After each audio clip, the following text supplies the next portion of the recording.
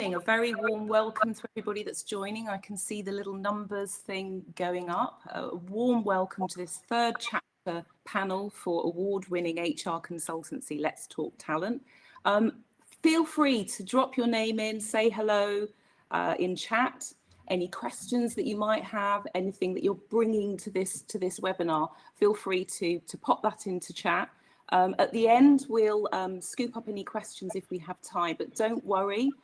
Because things will be written up and sent to you. So that's lovely. So lovely to see some familiar names coming in, but we also want to meet strangers. We want to make new friends also. So we're together for 45 minutes, really looking forward to this. Welcome. Just saying as people arrive, drop your name if you want to in the chat and say kind of hi. So morning to you all. So our topic today, and in a moment, I'm going to introduce our wonderful panel. Our topic is what midlife teaches us. Midlife is often shaped by what we've had to face, what we've had to unlearn, and possibly what we've had to reframe along the way. This is different to courses and programs. We're still learning through courses and programs, but this is about self-learning through a midlife lens. So a really, really warm welcome to you. And here this morning for these reflections, I've got three amazing panelists. Thank you. I know the slide about our panelists is going to go up. Somebody's put a laughing face. We like laughing faces. That's brilliant. So very warm welcome to you. I can see lots of people joining. This is fantastic. This is a session about what midlife teaches us as we grow. And it's part of Let's Talk Talent's Learning at Work Week. So with me today, I have Brenda Emmanus. Brenda is an award-winning broadcaster and journalist across TV, radio and print. She's become a really significant voice in arts and culture, and she was awarded an OBE for her services to broadcast and diversity. Welcome, Brenda. Hi. Thank you. Noreen Connolly has spent 40 years in advertising, and she's the MD of XR Extreme Reach. Noreen actually left school at 15 and she joined the country's first ever youth training scheme. She broke into advertising at 17 and she's now leading XR's agenda, HR agenda, transformation. And we also have Helen Matthews. Welcome, Helen. Helen has had a spectacular M-shaped career. And for those that are not familiar with that term, that's deep expertise in more than one area. So this has seen her lead no less than HR, talent, operations, change, a CPO and HRD. And in her latest pivot, she is the Global Transformation Director for the Oliver Agency, driving again an AI-first learning culture. So welcome, ladies, and welcome, audience. Really looking forward to this conversation. Please feel free to scan our panelists' QR codes and link in with them because they're looking for more friends and contacts. So that's great. Indeed. So let's get going. As I said, this is about what midlife has taught you. So I'm going to ask a question, and I'd love all of you to answer. So, has midlife shifted the way that you think about learning, growth or success? And if so, how? And I'm going to go to Brenda first. Okay. Hi, everybody. I think it has. I think whether you want it to or not, your change is inevitable regardless who you are, what you are. Mm-hmm. And I think the approach I've taken now, it's like going to a different university. A university where I'm older, and a university where I can choose my curriculum, a university where I can even choose my teachers. I've always had this saying, which I've loved, that people come into your life for a reason, a season or a lifetime. So now I'm more and more mindful of that. And it's also a university, I guess, where I can choose where I input my time and what's valuable in terms of my time, what lessons I want to spend time investing in, what lessons I might bunk, as we used to say when I used to go to school, and how much and how I'm going to grow. I guess it's the university of new adventures. University of New Adventures. I love that, and kind of lessons, and also that sense that you get to pick this time. So there's something around or at least be very mindful of it and be open to the fact that sometimes you might go into a class and you don't know what's going to happen, and that uncertainty in itself can be either exciting or unnerving. And when it is unnerving, I just have to ride with it, because I spend a lot of time scared and I spend a lot of time excited. I spend a lot of time now not knowing. I spend a lot of time trying to consciously navigate and have I guess, a constructive and clear and impactful way of choices that I make. So I guess it's that. It's just, I guess, following the yellow brick road. Following the yellow brick road. Romantic sense. Yeah, and I can see some comments coming in the chat that kind of back that. And I love the way that you talked about uncertainty and excitement, and the two can coexist. And I think that at midlife particularly, they do quite often bump into each other. And there are days one can dominate the other as well. So, and accepting that, and I don't always want, sometimes there's a resistance. I'm not going to pretend that it's all rosy and my romantic beat in this age. But there are times that you just have to accept that you don't know, you're not sure. Yeah. But, you know, the following day, it could be another marvelous day of miracles.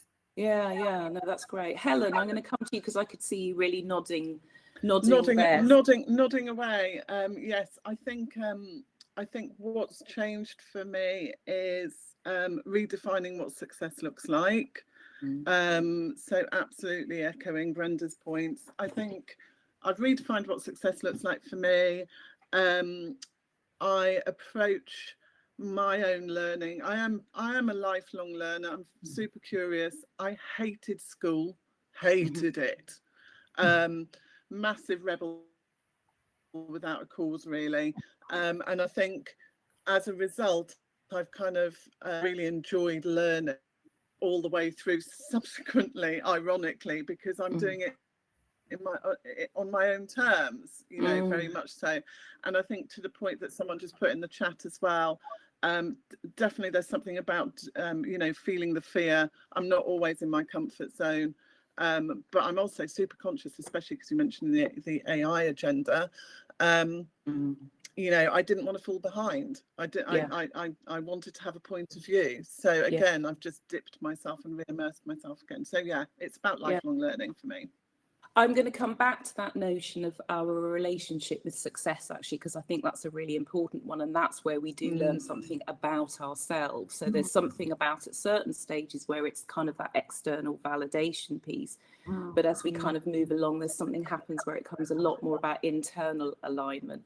But Noreen, coming to you as well, so same question, you know, has midlife shifted? I think as you touched on, I left school at 15. So most of what I learned sort of came from experience, people, making lots of mistakes along the way. And I think the key thing for me was curiosity. And then I think earlier in my career, success for me, because I didn't go to university, was I had to prove myself. I had to be sort of at the table. Why not me to do whatever the role was? And I'd say now it kind of shifts. I think as you do get older, it shifts.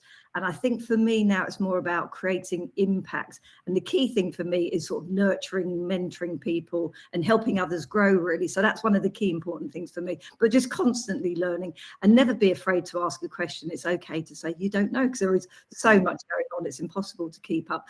But I did love school. I'm a bit of a geek. So I am really excited about the AI that's coming for its purpose. So for its purpose. But what I'm hearing in you is that you've got that kind of that passion and that curiosity, and actually maybe you're sort of surprised that you're kind of, oh, it's there, and I'm then able to embrace what's coming. We've got some great questions in here about, we've got a comment about the astronauts ranged from age 48 to 52, so still great things to achieve. I don't think that's an inappropriate question at all. I think I'll weave that into my next question about the kind of menopause, actually. So I want to dive into when we are going through any kind of shift, and this is not necessarily menopause related, but any kind of midlife kind of shift. There is that bit in the middle where it's quite kind of tough, and you have to sit with stuff because it's neither one thing or another. And you've maybe redefined your relationship with success. So when you were in the middle of that, and Helen, I'll start with you. When you were in the middle of that, what was the hardest part to sit with? It's a really interesting question. I think I don't like the term imposter syndrome, but I've carried imposter syndrome all my life for a whole range of reasons. And I think last year I had quite a confronting year on a number of levels, and sitting with actually what do I want next. And it was someone that had worked with me for a short amount of time, and she challenged me. She was like, why are you chasing another of that role? Because I don't see you in that space. And I was like, oh yeah, you make a really good point. And so sometimes it's surrounding yourself with people who will challenge you. I think that's a really important part of it. And redefining that success. What's really interesting, of course, is when if you're on the job market, I don't know if many people on this call are, but if you're on the job market, you are often put in a box. And so you might be going, but I'm redefining what success looks like, but you can't even get to a conversation. And I think that's quite an interesting and confronting thing as you kind of go, but I'm ready to do something different. You know, I've had job interviews where they're like, but why do you want to do this? It's like, because I do, and I can. So I think we probably all need to have a think about what success looks like, because I think that sort of trajectory, that career ladder, and I know there's many really good books and authors on this subject now around the squiggly career and stuff, you know, there are so many more rich opportunities if we can look up and out and sideways. Yeah, and also look inside ourselves for kind of inner resources. So Brenda, you know, same question for you. So in the middle of that shift where it is the kind of the messy bit, and somebody's put here, I call it the messy middle. You know, what was the hardest part, or what is the hardest part? Because, you know, it's kind of like a continuum, right? Yeah, I think that part of it is I too carry the imposter syndrome and wore it like a uniform. But I think the challenge was, and I only had that, I think I realized that firstly with COVID, and then when I was like caring for my mother and she had dementia, and I was forced to sit still and just be with me and be with her when she was with us in her head. And I think it was the fact that because of the job I'd chosen, I was a presenter, I was front facing, you know, I had to, part of my job and part of my role as a journalist, like when I walked into a room and you get 15 minutes with a celebrity, you have to get people to like you very quickly. And my whole validation was on people liking me or accepting me. And I think that stemmed even deeper from the fact that when I was growing up, my mother had this thing, and I think it's a joke amongst all black girls, you're told you have to work twice as hard because you're not only just you're a woman, you're black. And that meant it's like the double whammy, we used to call it. So I was always conscious of that, and always constantly trying to prove myself, always trying to want people to like you. And that people pleasing has been a constant, and that's been quite, you know, sometimes damaging, sometimes kind of allowed me to bring forward my best self. And I think the messy bit was when for example, when I left the BBC, and then I was no longer Brenda Emmanus BBC, that whole identity, which had been me and being a arts correspondent for 20 odd years, that whole title and identity was just stripped away. And I had to sit with myself. It was like, well, who am I now? What am I worth? And I think I did it, I think, before I recognized other people doing it, is that I didn't feel validated. I didn't feel a sense of purpose. I felt lost. And that was the really messy middle. It's like, who am I? I have no value. I have no clear defined role. What is my purpose? All those questions, but I was asking them in a very negative way at the time. Yeah. I had to learn to turn that around. I had to learn to show up. I had to learn to show up for myself and recognize the fact that I have had that. I almost had to like go over my CV and remind myself that I had done stuff and that I could still do stuff. I had to pay attention to what I was saying to myself, the people around me, whether they were toxic or not, and what I was allowing in terms of affirming that I had no sense of purpose, all of that sort of stuff. And I had to tell myself the truth, you know. I am not just my job. You know, I do have a skill set. I do have a lot to offer. I think as you get older as well, you start to redefine what your sense of purpose is and what you want to contribute to the world. You know, I no longer want to, you know, aspire to being a multimillionaire and owning a big business or that. I want peace of mind, and I want wonderful experiences, and I want to be surrounded by beautiful people. And I mean beautiful in the sense of their spirit. With mine, I want to be able to make mistakes and feel all right about it, and I want to learn new skills. And I like being around. I surround myself with mature people as well as younger people because I like their spirit and their energy, and I want to scare myself. And so That's beautiful, Brenda. There's so much richness in what you're saying, and also talking about that context. So the early narratives that turn into rules. And somebody's also said, thank you for talking about the impact of intersectional barriers, because I think that, you know, we want to call that out as a kind of an elephant in the room. But I think regardless of that, all of us have that early narrative, which then turns into rules. And rules, I think is it Vision that calls them rules and bullshit rules? yeah, exactly.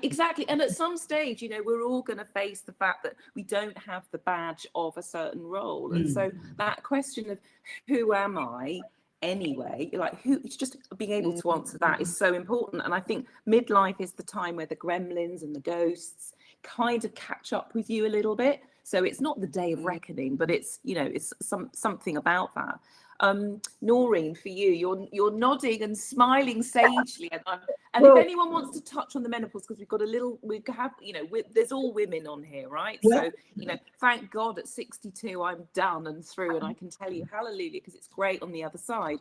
But it is icky and mucky, and it does impact you, and it does impact your confidence, and it absolutely is part of being midlife woman. But also men are impacted also, you know, by us being with them. So anyone wants to touch on that, that would be great too. Yeah. So I think for me, I was 47 when I thought, oh, what's going on? The brain fog, the forgetting things, missing meetings, which I've never done before. At that time, it was clearly the start, but I didn't realize it. And then at that time, unexpectedly, my mum died. So it was almost like a double whammy for me. It was like, which maybe in one sense it was good, it was in the washing machine, but I didn't know what was going on for about a year or two.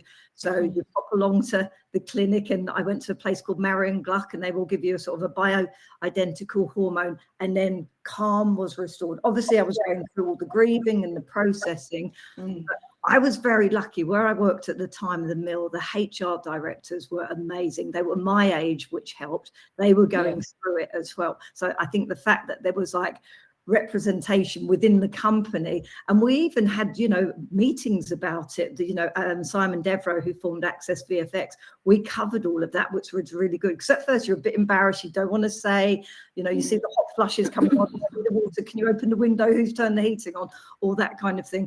But also the highs and the lows, because usually I'd say I'm quite a calm level person, but it was up and down. I love exercise. I didn't want to really do anything. And I think someone mentioned on the chat, it was about, for me, sitting still, finding myself. Spirituality, I think, is a really important one, be it yoga, meditation, but just making sure you've got time for you.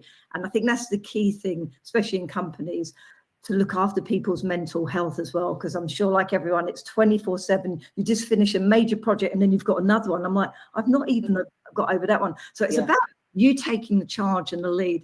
And I love what Brenda said. For me, it is surrounding myself with young people. You learn so much from them, be it technology, music, theatre, holidays. Too Good to Go. There's an app where you get food. They're about to, you know, it's just amazing. So, and there's almost like another panel in that, in terms of like what can we learn from each other, I think. And I'm seeing some great comments coming in here talking about, you know, somebody's saying a lot of work therapy, finding my way out of toxic environments, and peace of mind is a really great way. I'd like to go, this is like a sort of an onion, and a level even kind of deeper. And I think that midlife can be a time about unlearning as much as learning, and that touches a little bit on what Brenda was talking about. So unlearning things about ourselves, or unlearning things about rules that have been imposed on us that we've kind of inherited.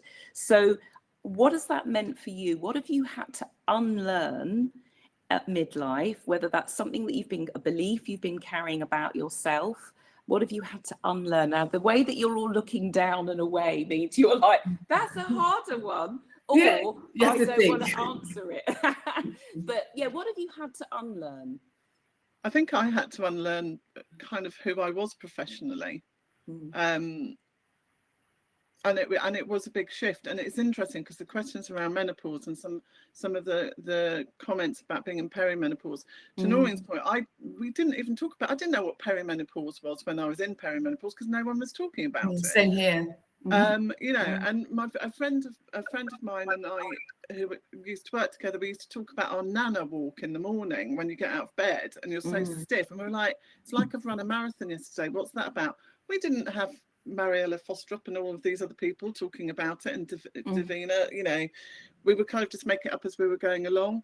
And I think that was a big knock in confidence. Things like, I have become really, really bad at remembering people's names, like excruciatingly bad. You know, I said goodbye at a social event the other day to someone. Went, say hi to Rebecca, send her my love. Spoiler alert, her name is not Rebecca, it's Deborah. But anyway, and I knew it as I said it. So I had to kind of, you know, you have that messy bit of menopause going, why can't I remember people's names, even though I'm literally sitting next to them? And then you've got the bit about, actually, if I don't want to do this anymore, what do I want to do? And how do I unlearn all of that?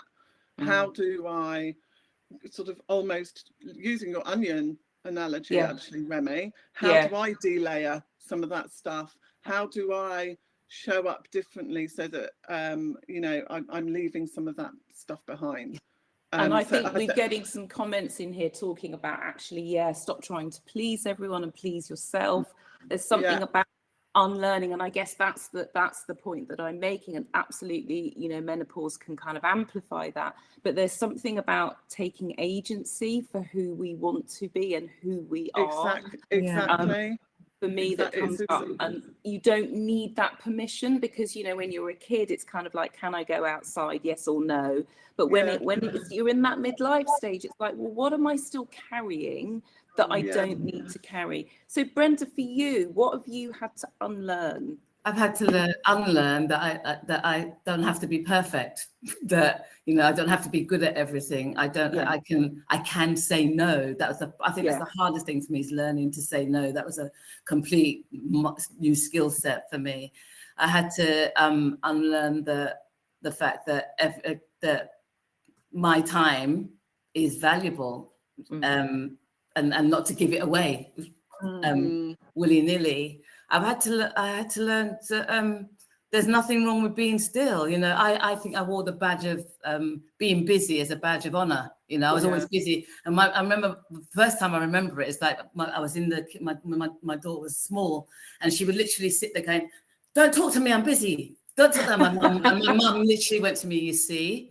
And that was the first time it was a wake-up call to me. And I do it a lot. If I look for my diary in this space, and I used to always try and fill it, because I felt like I wasn't being constructive. And I can sit at home, like now I'm freelance, and there's like a half a day, and I'm thinking, oh my God, you know, I should be working. And I start panicking about it. And I've learned that it's okay. It's actually okay. If the sun comes out, I can sit in the garden in my egg chair and be creative and journal and give myself time. So I've had to unlearn busyness. I've had to unlearn people pleasing. I've had to unlearn the fact that I think I've had to learn, I guess, also to listen to my body, because the ambition used to talk over it, to the point that I had burnout a couple of times in my career.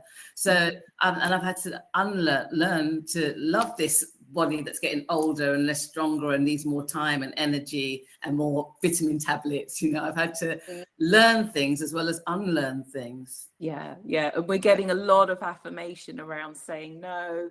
You know, there is that thing, isn't there? No is a complete sentence, and just that power of that. And that story that you just told of your daughter, I have a similar one with my daughter, marching up and down with a bag and clunking shoes. And I said, what are you doing? And she said, I'm playing going to meetings. And it's kind of like, oh my God, actually that's funny, but kind of not funny. And there's something about, for me personally, it's kind of unlearning that I have to fill every single space of time in achieving and doing and proving. And thankfully I have let that go, but it's definitely not an easy one. But what joy and what beauty gets filled in that space. Absolutely. Noreen, for you, what about you?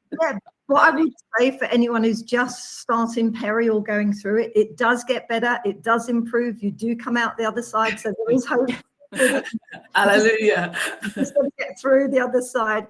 I think just all of what you said, for me, it's very much been more selective with my energy and where I put my time. I think there's very very easy to have a case of spreading yourself too thin, fear of missing out, people pleaser, I need to do everything, be everywhere. I was 10 years in advertising, but I also had another job at the Albert Hall. So I never stopped people pleasing there, but loved it. And just slowing down, I love it is the fact of being able to say no. I think I have to be conscious now not to say no too often, because people will try their luck and it's like, hang on a minute. But yeah, just taking a bit of breath. I think also the confidence you get is great as well, which it takes time to get there. It's okay to say no, or I'm too busy, or I'm going to leave at 6 o'clock.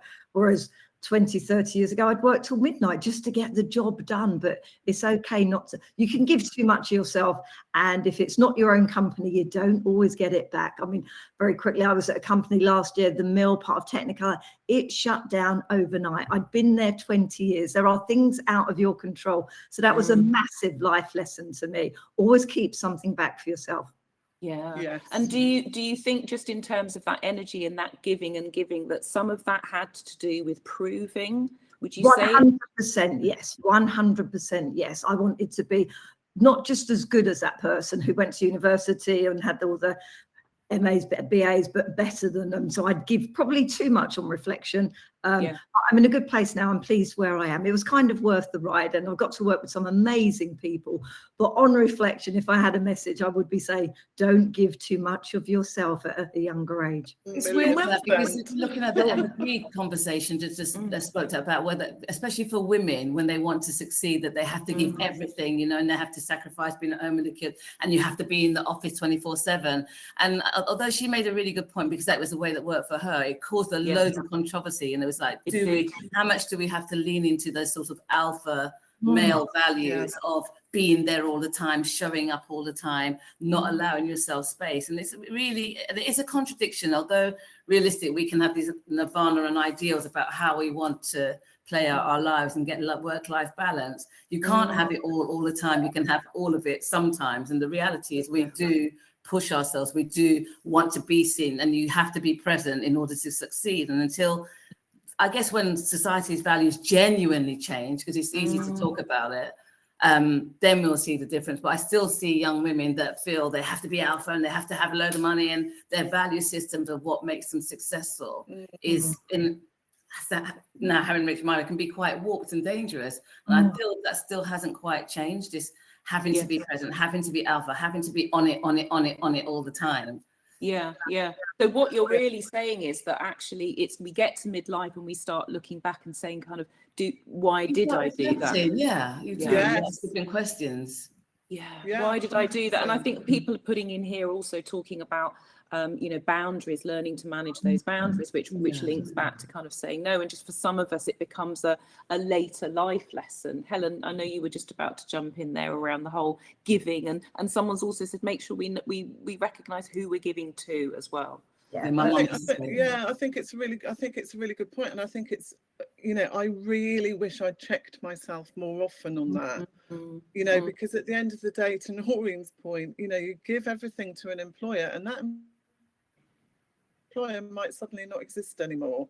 And all of that sort of time that you put in is no longer really relevant. I think I had to, going back to the unlearn question, I had to unlearn rescuing people. I'm trying to make sure I've got my grammar right there. I was a rescuer, and I think that dialed up when I had my own children. And I really had to reset myself with that, because actually that's not helpful either. For the person you're rescuing, because it's not helping them to be empowered. So I think it's don't give everything to your employer, because ultimately We've also had a great question in here, which I think is good, because I don't think everybody will mind me saying, so we are in our 50s and 60s. I mean, I gave my age away. I'm not going to ask you guys to give your age away, but I'm 62. But somebody here has said, well, no, actually at the end of May I'm 62, but I'm practicing saying that I am 62. I've always done that little bit of practice so that I can see what it actually feels like. But somebody's asked a question here about when you might stop working, and somebody's even used the retirement word. There's a lot of noise now around, actually let's let's retire the phrase retirement, because everybody's relationship with work is changing, not least that, you know, pension age is sort of longer, but people, that notion of you have to go along a road, stop, there's the big stop, and then kind of not do anything, I think is fading away. But actually, yeah, let's take that question. How long are you going to be working, would you say? Someone asked me that not recently, and I started that, but I have no intention to retire fully. My life will change, that my priorities will change. I mean, there are other things that you'd like to do. I'd like to contribute in different ways as I get older, and it's that I've started doing board roles, and some of them are quite interesting. Too many of them want you for nothing, and your expertise in that. But I'm learning and growing from those, and I'll probably use that for other experiences. But I think I've got a friend who wanted to retire when she was like 50 odd. I know an ex-boyfriend. His whole ambition was to retire at 45. Make as much money as possible, and then live the life that he wants to live. So I think it's a very personal choice. Yes. For me personally, the word doesn't necessarily exist. I want a different life, a life of balance and a life of difference. But I will forever want to be contributing to the world. And I think that's the key thing. That's the two things that you've said there. I think there's something about it's personal. So my sense at the moment is that we're being encouraged to sit in one camp or another, or, you know, and almost pit against each other in terms of retired or not retired or whatever. And actually, if we say that midlife is also about taking agency and making choice, then there's going to be your own personal circumstances, of course. But why can't it then be your own choice about what you do? Why do you have, you know, why does one thing have to be good or bad? Yeah. So it's a very personal thing. And it's also energy related as well, I guess. Helen, you were going to come in there, I think, around retirement. Yeah, I think it is. I think we've got a paradox as a society, right? So I can't retire anytime soon, and I just noticed someone, Emma, you've just mentioned in there. You know, I've got a financial reality that I need to keep working. Yeah, exactly. Yeah. I mean, I did rip the plaster off last year and met with a financial advisor, and you know, kind of stopped being a baby about it. So I you know, at least you looked at the plan, Helen. You looked at the plan. You know, I mean, I had, you know, tiny pots all over the place because I've had a lot of jobs. So just consolidating that and going, oh, it's not. I mean, it's still not great, but it's not as bad as I thought it was. So there is a paradox, because I do need to financially keep working. But to your point as well, I want. To Brenda's point, there's a charity that I would really like to carve some space out for. I'm passionate about what they do, and it's an important conversation. So I want to do other things, and so I think, I guess it's a bit confronting, isn't it? Because you kind of go, oh, now I need to possibly actually have a plan. Like, will this be my last corporate job, so that I can carve out time to do other things, but also to still earn money? Yes. But then we look at the job situation in this country, and I'm sorry, I'm going to name it. There is a lot of ageism, you know. So societally, we're being expected to work longer and longer, and then we're being thrown on the trash heap in our 50s. So there's a disconnect. And I do. I mean, I could, as you can probably tell, I could wax on about that for many hours. It's a massive one, and thank you for those people that are talking about the third chapter also in the chat, and actually, the nod and the wink to the reverence that is given in certain cultures around being an elder and getting older is actually, that's, you know, really, we're all sitting here with crowns on our head, all of us, and all of you can have one as well on the floor, because actually it's something to be you know, to be extremely, extremely proud of. Not if you work in television. Well, that means you retired much earlier as a woman. Yeah, there's something about visibility, isn't there? There is visibility and the pressure and the notion to be a certain way that I think is societal.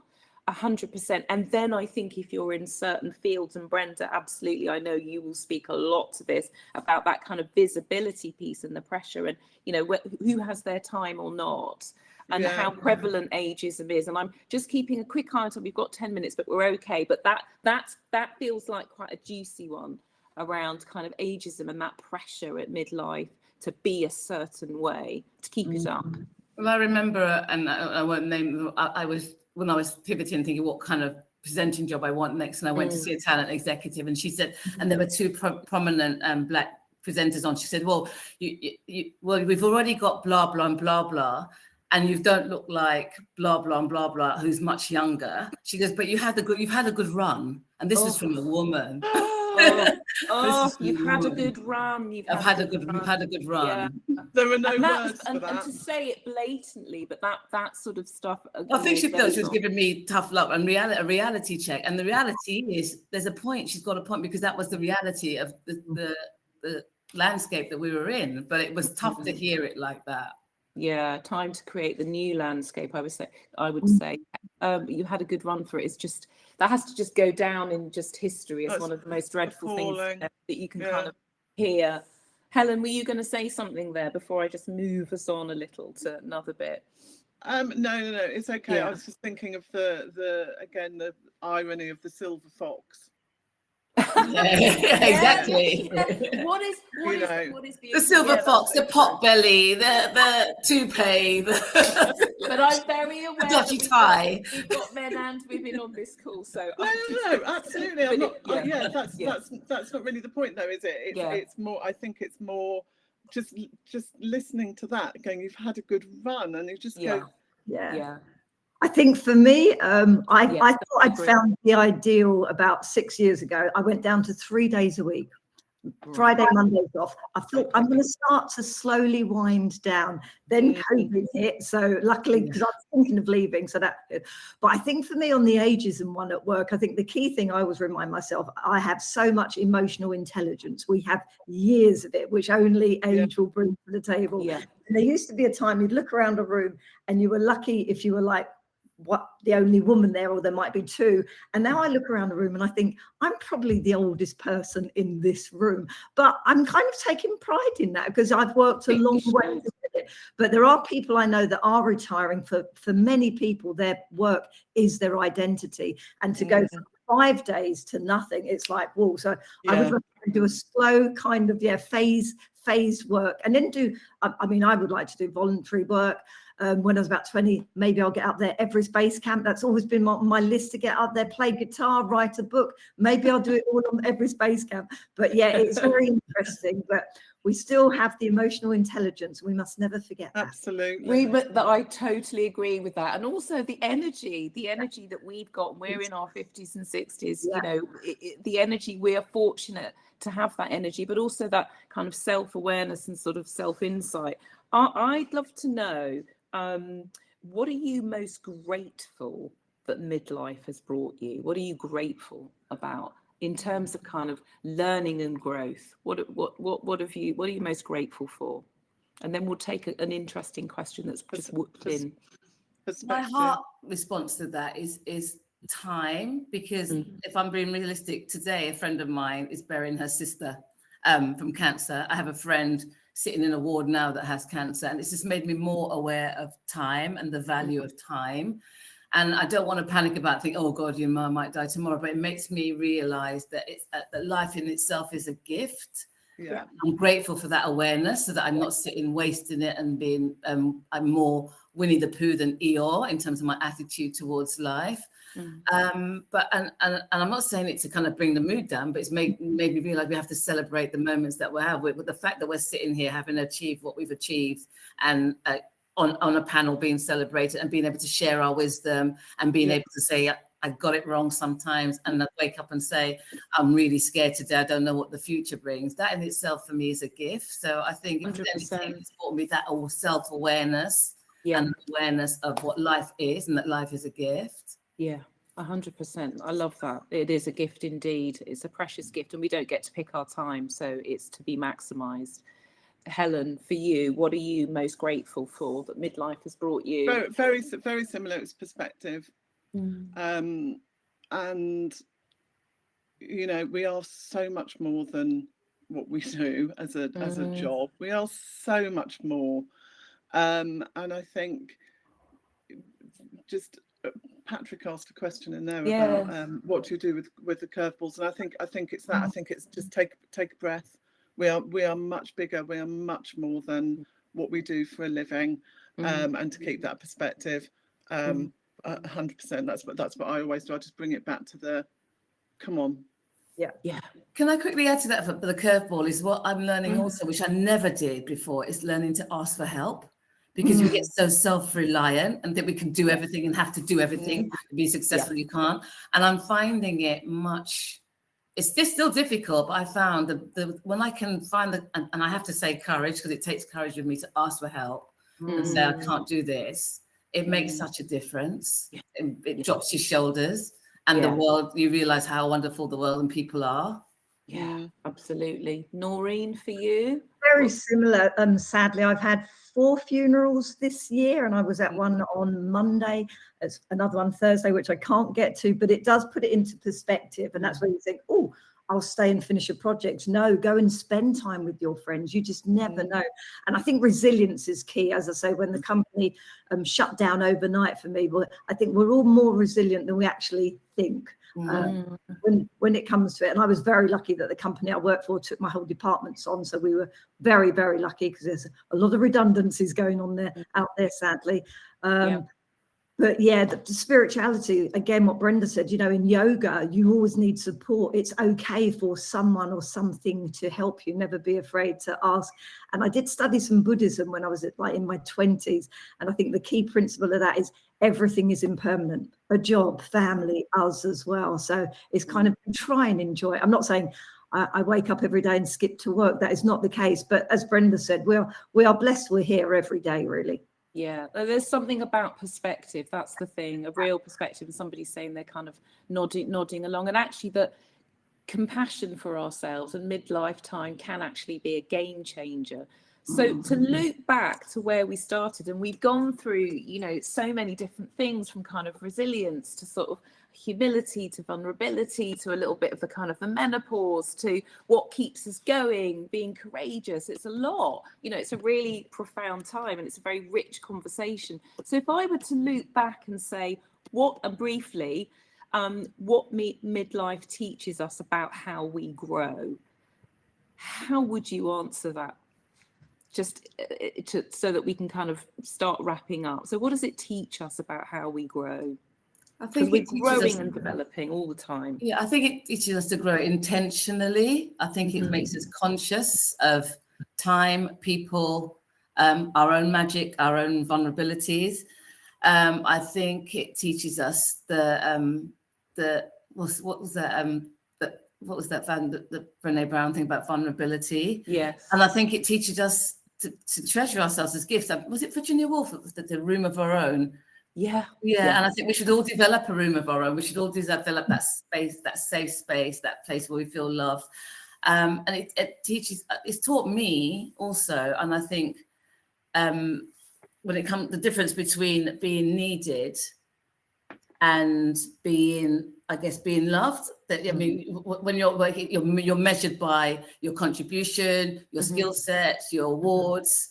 And I think when looking after my mom with dementia and seeing my daughter grow and literally nurturing my friendships now, and I mean nurturing, giving them time, effort, encouragement, it's made me realize what real love and real value is. Yeah. So we're really talking about focusing on what really matters, giving of ourselves to authentically, not to people please. Authentically, and to who matters, and that actually many of us, some people don't get to celebrate midlife, and so for us there is that joy. Yes, it can coexist with some kind of ickiness as well, but an absolutely fantastic conversation. Thank you so much. I want to be sort of cognizant of time, so we're coming up to 10 o'clock. Thank you all very, very much indeed. Those that are on the call, I believe that we'll do some sort of write-up for you all, so thank you very much for joining us. Let's Talk Talent's next webinar, which you can register for, is all around neurodiversity and inclusive leadership with the fantastic Stephen and Debbie. So please do think of joining that. But thank you so much for joining this session today. And thank you to Helen, Brenda and Noreen. It's been absolutely stupendous spending time with you all. I love you all very dearly. Thank you very much indeed. Thank you. Have a good rest of the day, everybody. Bye. Thank you. Bye.